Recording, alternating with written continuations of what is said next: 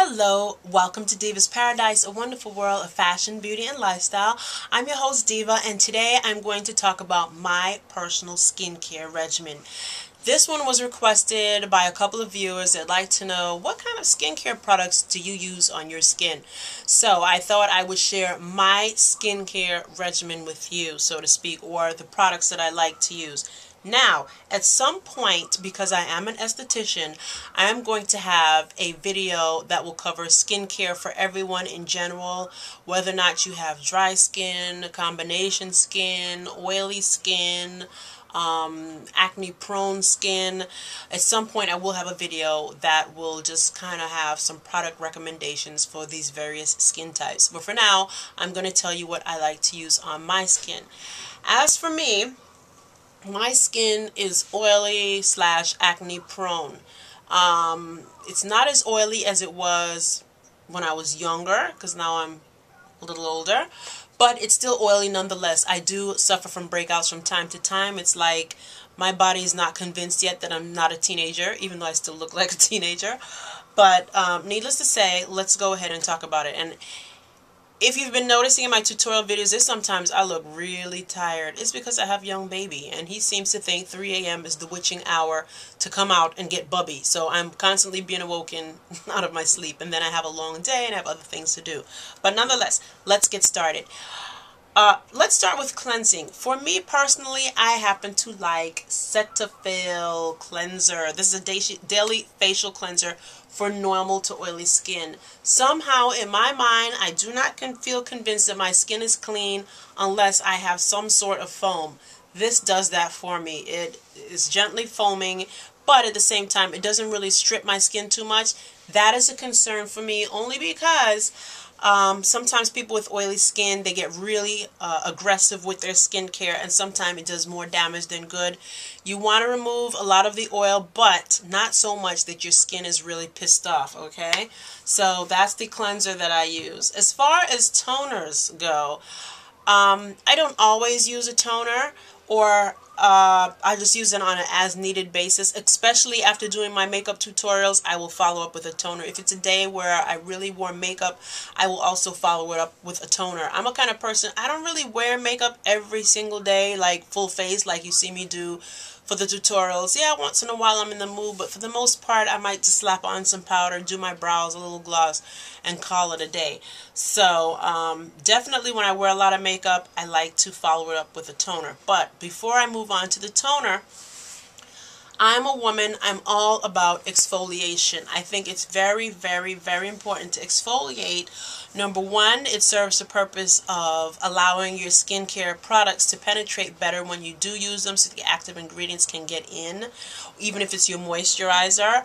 Also, it keeps the skin smooth, it removes all the dead skin layers that may be building up, especially as we get older. The whole sloughing off or exfoliating of our skin slows down, and by using an exfoliant, we can speed that up.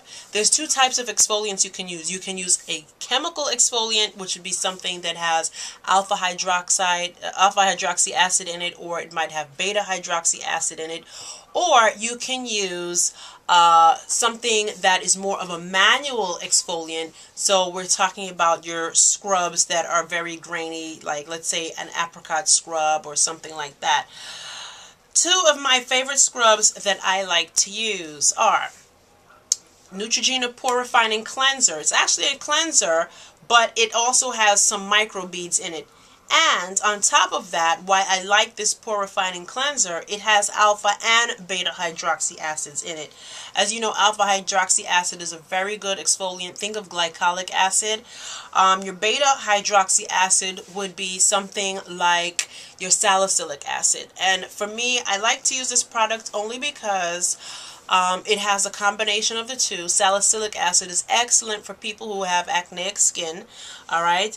And if you're concerned with aging and stuff like that, glycolic acid is also very good. I mean, it's good for all skin types, but it helps smooth you down, okay? So my other scrub that I like to use is by St. Ives. Now this can be a little harder to find. It was out in full effect, and all of a sudden I noticed it got a little harder to find. However, if you go to Bed Bath & Beyond and you look in their little what's it called, Harmon Outlet or whatever it's called, the beauty section. They, at least the ones in Manhattan, they have the St. Ives Elements scrub, and it says microdermabrasion scrub. This I love because it has fine mineral crystals. It says it also has chamomile. Gently smooths away the appearance of fine lines. I love this stuff. To be quite frank with you, what I will do after I wash my face, there are times I'll take a squish of this and a squish of this together, like if I'm in the shower after my face is cleaned, and I will exfoliate my skin with that. So I'm getting both the manual exfoliation as well as the chemical exfoliation because it has the alpha and beta hydroxy acids in there.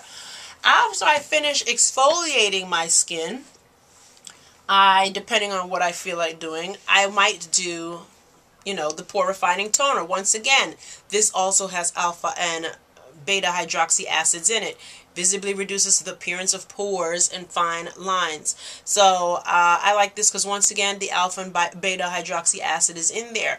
A good place that you should not skip, you want to pay special attention, obviously, is around the nose, which is what I do, as well as under the chin, areas that we miss, and even your ears. You'd be surprised. Inside your earlobe, sometimes the buildup from conditioners and hair care products, you'll notice if you look really good, you might see little tiny blackheads in your ear. So you might want to go through, I usually wet a Q-tip and just go along the outer, outer part of my ear to make sure, I don't have any stuff in there because I want it to be smooth as well.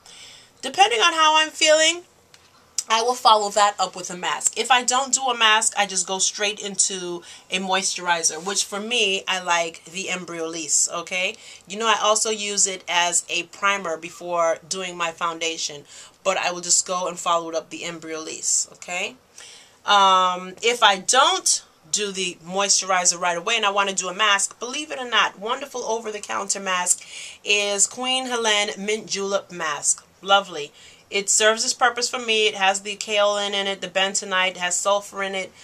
But to be quite honest, my absolute favorite mask, which I do not have any more of to show you, is Peter Thomas Roth's the medicated sulfur mask. I love that sulfur mask from Peter Thomas Roth, especially when I'm having problematic times with my skin. It works excellent. But you can't get that one because it is a little pricey. You can find it at Sephora and your finer department stores. Then I'll just go ahead and do good old mint julep mask that you can get at your beauty supply store. It serves its purpose. It helps to make my skin feel tighter and draw out impurities. So in the event that I do the mask, after I do the mask and I wash it off, then I will follow it up with the moisturizer, okay? Now, usually when you wash your face, just so you know, you should pat it dry so it has still some form of dampness to it, and immediately put your moisturizer on top. It'll help to seal in the moisture. For me personally, I always do an eye cream, okay? So for eye cream, I like Rock. Okay, this is a retinol correction eye cream. Visibly reduces wrinkles around the eyes, crow's feet, dark circles, and puffiness. I like this because it has a retinol in it. Retinol basically is the over-the-counter derivative of vitamin A, which you would find in like a Retin A, okay? And for my daytime moisturizer or sunblock, I use Rock Deep Wrinkle Daily Moisturizer. It has an SPF of 30. I apply that over the moisturizer, okay? And pretty much that concludes that, because once again, this product also has retinol in it as well, okay? And I like it, at least I believe it has retinol in it. It doesn't say that, but I know it says retinol correction. This is the line. But needless to say, this is just a little peek into my skincare. I know I'm trying to rush it along because I only have 10 minutes to get it all in. But if you have any questions, sorry, feel free to leave your comments. And I'll try to get back to you as soon as I can and do a video to address whatever questions that you're going to be asking. But now you have a peek into what my skincare consists of. When I do the video about the more general video that's addressing different other skin tones other than myself, I will also talk about maybe steps in doing a facial if you do it at home, using a steamer and stuff like that. But for now, hopefully that gives you some understanding as to some of the products that I like to use on my skin. By all means, it's not a conclusive list, but definitely these are some of my staples that I keep in regards to skincare. Thank you so much for spending the time with me. Thank you for watching. If I look tired, it's because I am tired. And I hope you enjoyed this episode. If you've not subscribed, feel free to do so. The little box right up there. But I thank you guys for your love and support. You guys keep me going. Take care until the next episode of Diva's Paradise. Bye.